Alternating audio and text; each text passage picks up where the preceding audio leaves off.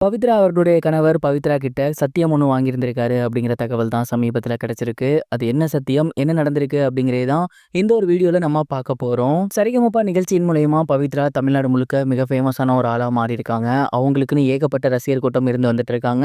And தொடர்ந்து ஏகப்பட்ட ரவுண்ட்ஸ்லயுமே அவங்க கணவர பத்தி நிறைய விஷயங்கள் பேசி வந்துட்டு இருந்தாங்க. அந்த வகையில சமீபத்தில அவங்க கணவர பத்தி ஒரு விஷயம் தெரிய வந்திருக்கு. அது என்ன அப்படின்னா, பவித்ரா அவர்கள் சரிகமப நிகழ்ச்சிக்கு வரதுக்கு முன்னாடி அவங்க ஹஸ்பண்ட் உயிரோட இருக்கும்போது அவங்க கிட்ட எப்போதுமே நிறைய விஷயங்கள் வந்து பேசுவாராமா.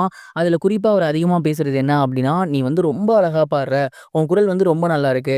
நீ வந்து கண்டிப்பா இந்த சூப்பர் சிங்கர், சரிகமபா இந்த மாதிரியான நிகழ்ச்சிக்கெல்லாம் போகணும். உன்ன நான் வந்து கண்டிப்பா கூட்டிட்டு போறேன். இப்போதைக்கு குழந்தை இருக்கு. அதனால வந்து வேணா கொஞ்சம் பாப்பாக்கு வயசு வந்ததுக்கப்புறம் உன்னை நான் கூட்டிட்டு போறேன். கண்டிப்பா அதுல நீ கலந்துக்கோ. நீ பாடி மிகப்பெரிய ஒரு ஆளா வரணும். அத நான் வந்து பார்க்கணும். எனக்கு பிடிச்ச பாடல்கள், உனக்கு பிடிச்ச பாடல்கள் அப்படின்னு நீ தொடர்ந்து நிறைய பாடல்கள் பாடணும்." அப்படின்னு நிறைய தடவ அவங்க கிட்ட பேசிக்கிட்டே இருப்பாராமா. அந்த ஒரு டைம்ல பவித்ரா அவர்களுக்கு இந்த மாரிலாம் வந்து பாடணும் அப்படின்னு மிகப்பெரிய அளவுல விருப்பம் கிடையாது. அவங்களுக்கு பிடிச்ச பாடல பாடிட்டு இருந்ததோட சரி, கச்சேரிகள்ல பாடிட்டு இருந்ததோட சரி, அண்ட் அந்த ஒரு டைம்ல அவங்க ஹஸ்பண்ட் வந்து, "இல்ல, இல்ல நீ இதே மாரி இருந்துறக்கூடாது. செந்தில் கணேஷ், ராஜலட்சுமிலாம் எப்படி மிகப்பெரிய அளவுல வந்திருக்காங்களோ, அதே மாரி நீயும் வரணும். என்ன ஆனாலும் சரி நான் உங்களுக்கு சம்பாரிச்சு போடுறேன். நீ நல்லபடியா வந்துட்டு அந்த பாடல்கள கத்துக்கோ.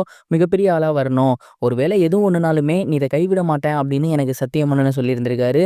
அண்ட் அந்த ஒரு சத்தியத்த வந்து அவங்க பண்ணி குடுத்துருக்காங்க. "நான் கண்டிப்பா வந்து பாடுறதுக்கு இந்த மாரிலாம் ட்ரை பண்றேன், போறேன்." அப்படின்னு.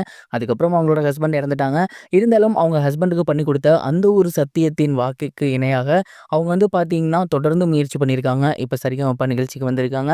ரொம்பவே சூப்பரா பாடி வந்துட்டு இருக்காங்க. டெடிகேஷன் ரவுண்ட்ல அவங்க ஹஸ்பண்ட பத்தி அவ்ளோ எமோஷனலா நெறைய விஷயங்கள் பேசியிருந்தாங்க. அது எல்லாமே பார்க்குற எல்லோருக்கும் மிகப்பெரிய ஒரு சோகத்த உண்டாக்குச்சு அப்படின்னு தான் சொல்லணும். இந்த ஒரு நியூஸ் இப்ப சோசியல் மீடியால பயங்கர வைரலா போய்க்கிட்டு இருக்கு. நீங்க இத பத்தி என்ன நினைக்கிறீங்க? அப்படிங்கிறத மறக்காம கமெண்ட் பாக்ஸ்ல ஷேர் பண்ணுங்க. இது ஒரு புறம் இருக்க, நடிகை ஸ்ருதிஹாசன் அவர்கள் கூலி படத்த பத்தி நிறைய விஷயங்கள் ஷேர் பண்ணியிருக்காங்க. குறிப்பா அவங்க என்ன சொன்னாங்க அப்படின்னா, லோகேஷ் கனகராஜ் அவர்களோட படத்துல நான் ஜாயின் பண்றேன் அப்படின்னு சொன்ன உடனே நிறைய பேர் வந்து பயங்கரமா கலாய்க்க ஆரம்பிச்சுட்டாங்க.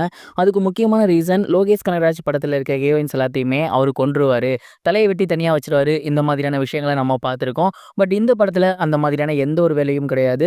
ரொம்ப ரொம்ப காமான ஒரு பொண்ணா, சத்யராஜ் சாரோட பொண்ணா நான் வந்து நடிச்சிருக்கேன்.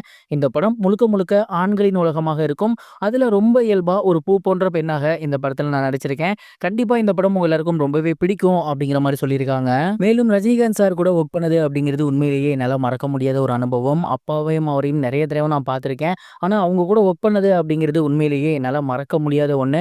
லோகேஷ் கனகராஜ் அவர்கள் சென்சேஷனல் டைரக்டர். அவர் கூட ஒர்க் பண்ணியிருக்கிறதும் ரொம்பவே பெருமையா இருக்கு அப்படிங்கிற மாரி சொல்லியிருந்தாங்க.